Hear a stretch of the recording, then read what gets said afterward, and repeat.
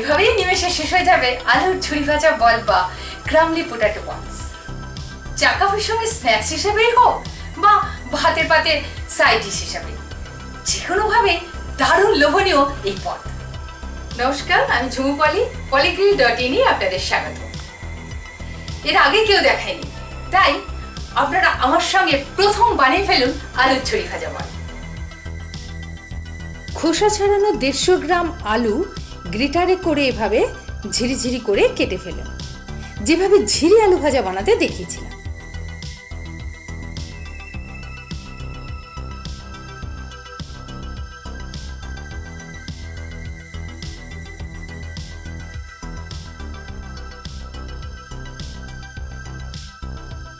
আলুগুলো কাটা হয়ে গেলে 1 কাপ মতো জল ঢেলে দিন, যেন সব আলুগুলো ডুবে যায়।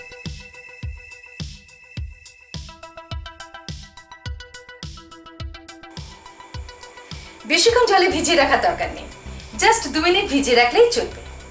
এবার জল ছড়িয়ে নিতে হবে। একটা কাপড়ে এভাবে আলুগুলো জল ছেঁকে নিন।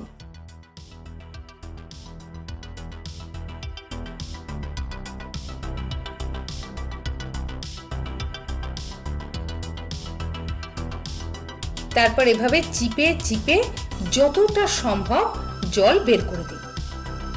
আলুতে জল থাকলে কিন্তু মুচমুচে হবে না।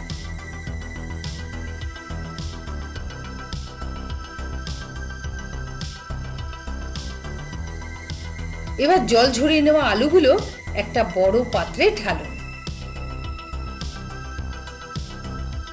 এর সঙ্গে মেশান 2 টেবিল চামচ বেসন,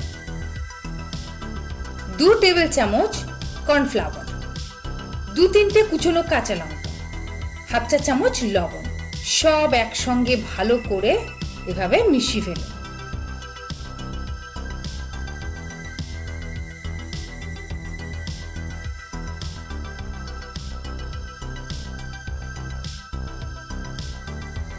এবার এভাবে গোল গোল আকৃতি বানিয়ে গরম তেলে ছেড়ে দিন।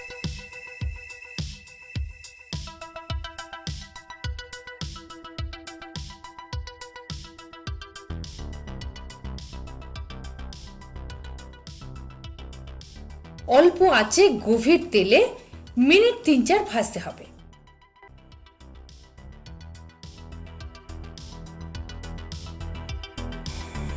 এটা এত তাড়াতাড়ি বানানো যায় যে কাউকে আপনি খাওয়ার পাতে বসিয়েই চট করে ভেজে আনতে পারবেন।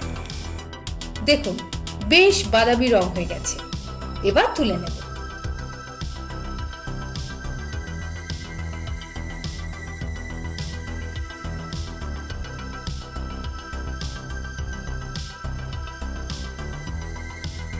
এভাবে সব আলুর বলগুলো ভেজে নেবেন।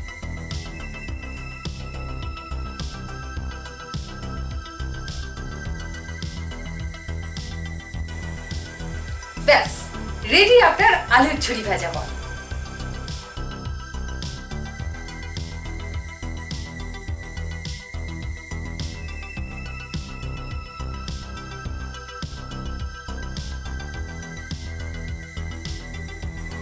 বাড়িতে যখন অনেক জিনিসই থাকে না, তখন চট করে এরকম একটা দারুণ ডিশ বানিয়ে সবাইকে আপনার গিন্নিপানার কথা জানিয়ে দিন।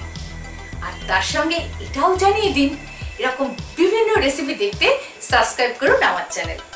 নিয়মিত দেখতে থাকুন, এরকম আরো বিভিন্ন রেসিপি নিয়ে আবার ফিরে আসবো।